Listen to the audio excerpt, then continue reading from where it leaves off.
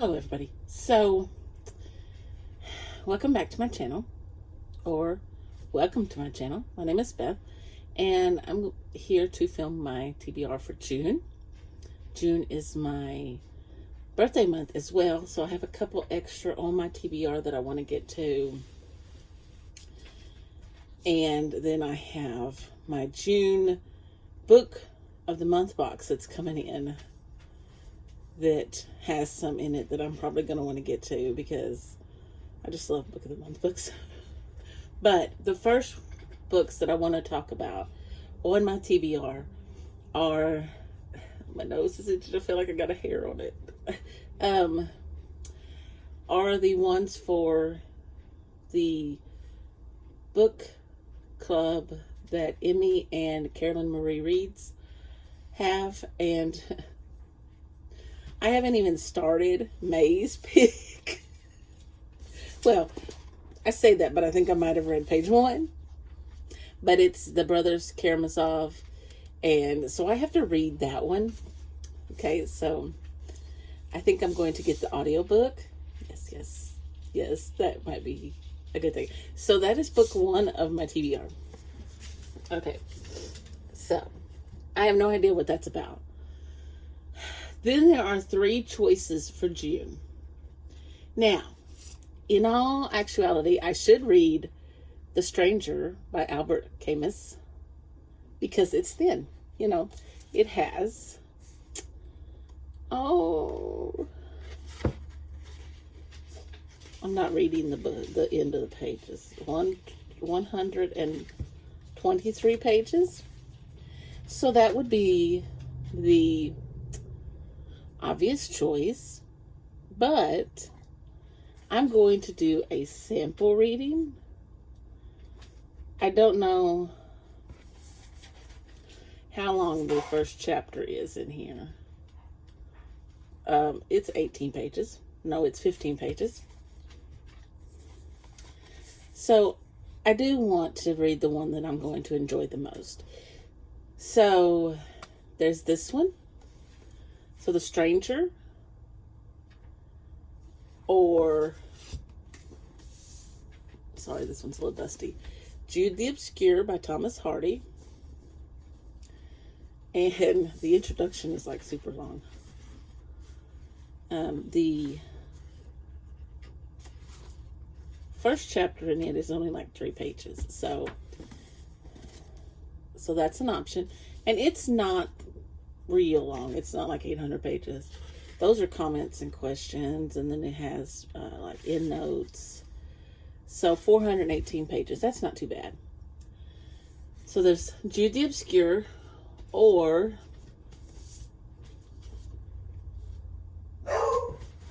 Count of Monte Cristo. I think that's the one. I think that's the other one. Let me check and make. I have a printout, and the boys are hollering at me. They think they're going to go out right now, but I've already started filming, so they're going to have to wait until I'm finished. Yes, sorry. Those are the 3. I'm going to try a chapter, and the first chapter in in Count of Monte Cristo is, thanks, Smitty. There, which is page 5. Oh, that's the 3rd chapter, so it's 13 pages. But this bad boy is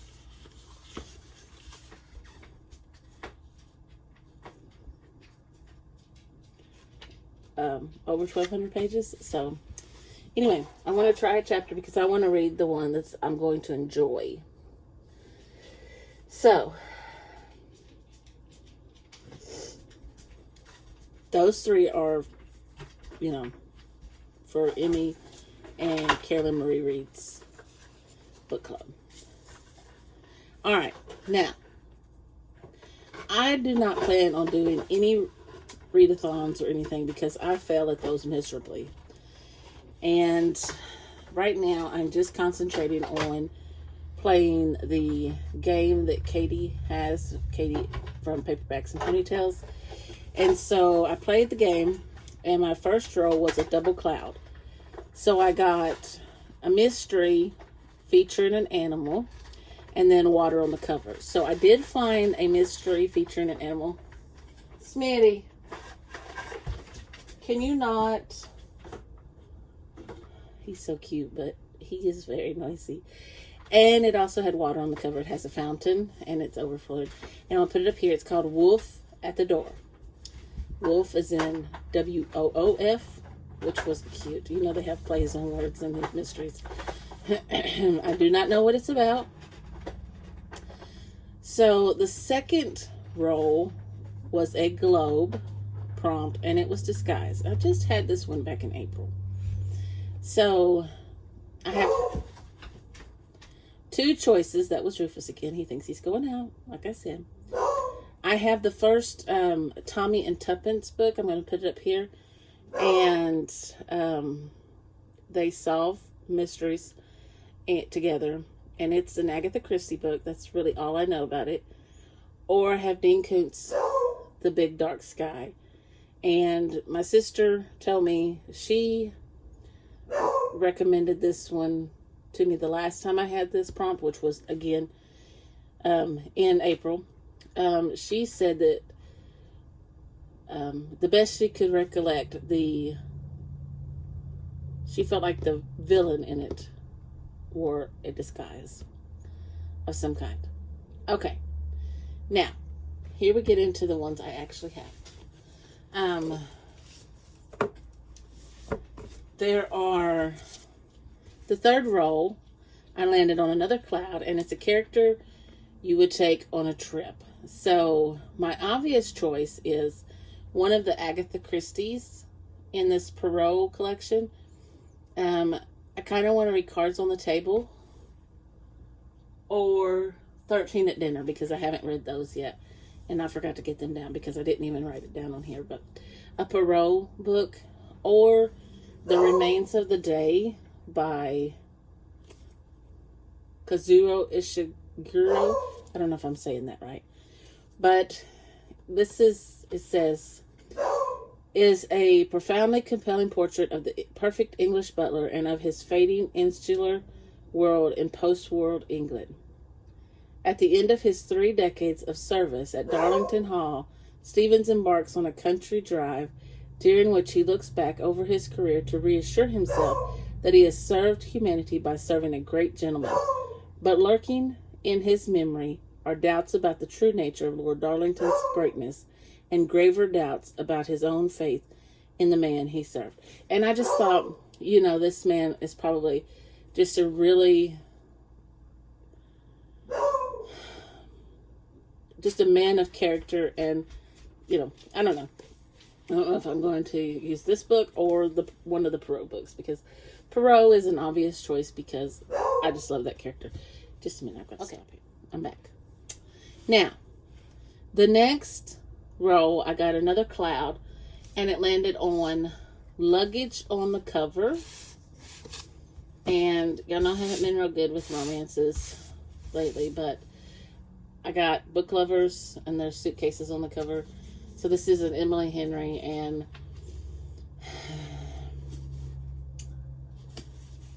let's hope I do better on this romance. I just really haven't been into romance lately, but we'll see. Nora Stevens' life is books. She's read them all, and she is not that type of heroine. Not the plucky one, not the laid-back dream girl, and especially not the sweetheart. In fact, the only people Nora is a heroine for are her clients, for whom she lands enormous deals as a cutthroat literary agent, and her beloved little sister Libby. Which is why she agrees to go to Sunshine Falls, North Carolina for the month of August, when Libby begs her for a sister's trip away, with visions of a small-town transformation for Nora, who she's convinced needs to become the heroine in her own story. But instead of picnics in meadows, or run-ins with a handsome country doctor, or bulging four-armed bartender, Nora keeps bumping into Charlie Lastra, a bookish, brooding editor from back in the city. It would be a meet cute if not for the fact that they've met many times and it's never been cute. If Nora knows she's not an ideal heroine, Charlie knows he's nobody's hero. But as they are thrown together again and again in a series of coincidences no editor worth their salt would allow, what they discover might just unravel the carefully crafted stories they've written about themselves. So it does sound really cute, and I mean, it is Emily Henry, and I do like Emily Henry's books so far, the ones I've read, I think. All right, the next row, I got a globe, and the prompt was takes place in nature. So I chose White Fang. And this is a story about, it says, run wild with White Fang. Born in the wilds of the freezing cold Yukon, the wolf cub White Fang soon learns the harsh laws of nature, growing fiercer and more independent in his struggle to survive. Yet buried deep inside him are distant memories of affection and love. Can he learn to trust man again? Okay, the next row was a cloud. And it was, my prompt was current season. So, y'all know I love me some Agatha Christie. I chose a Caribbean mystery because it's summery. I think it's set in the summer. And this one is a Miss Marple mystery. And it says, when a retired military man sparks her curiosity with a photograph and a strange story of a murderer, the delightful Miss Marple becomes ensnared in a Caribbean mystery. As Miss Marple sits basking in the Caribbean sunshine, she feels mildly discontented with life. True, the warmth eases her rheumatism, but here in paradise nothing ever happens. Eventually, her interest is aroused by an old soldier's yam. I can't tell if that's yarn or yam, it is yarn, about a murderer he had known. But just as he is about to show her a snapshot of this acquaintance, the Major is suddenly interrupted, a diversion that proves fatal.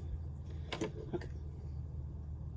So, that's my summer read. Then I had, I wrote again. Yeah, and I didn't land on any rainbows. All it did was I play with one dice because I don't know. Sometimes I only have a short game, and sometimes it gives me low numbers, and that's what it was. I rolled like, excuse me, a 1, a 4, 1, 3, 6, 2, 2. You know, so okay. And it says "plain" on the cover was my prompt. So, ta-da! Murder in Mesopotamia. So, and it is clear to Amy Leatherin that something sinister is going on at the Hassaniya dig in Iraq. And I'm probably saying those all wrong. I just go with it. Something associated with the presence of lovely Louise, wife of celebrated archaeologist Dr. Leidner. In a few days' time, Hercule Poirot is due to drop in at the excavation site, but with Louise suffering from terrifying hallucinations and tension within the group becoming almost unbearable, Poirot might just be too late.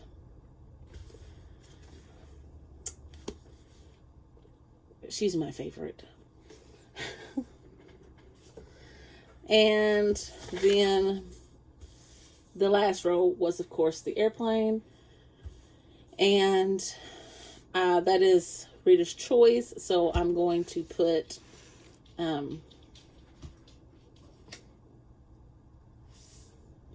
this one in that one.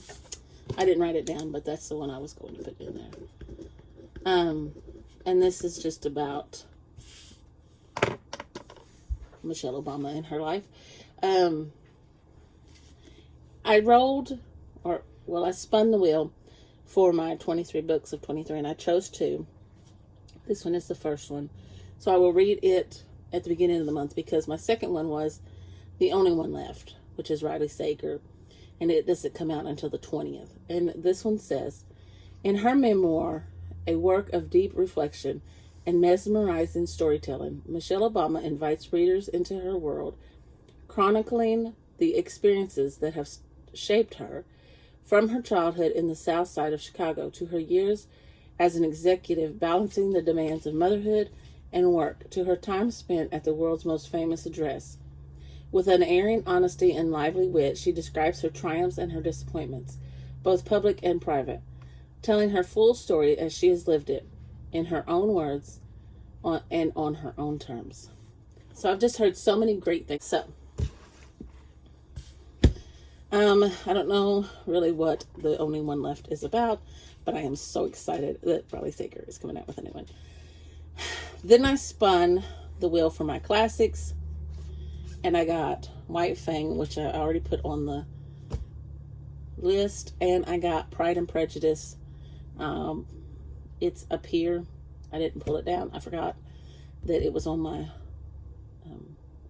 list, so that is on there. Now, I have 3 Book of the Month books that I have pulled down that I would like to get on this month, but with the box coming later, it might be switched. But I want to start reading more Book of the Month books because I have so many that I haven't read, and I do just love Book of the Month books. So the first one that I have is Valentine by Elizabeth Wetmore.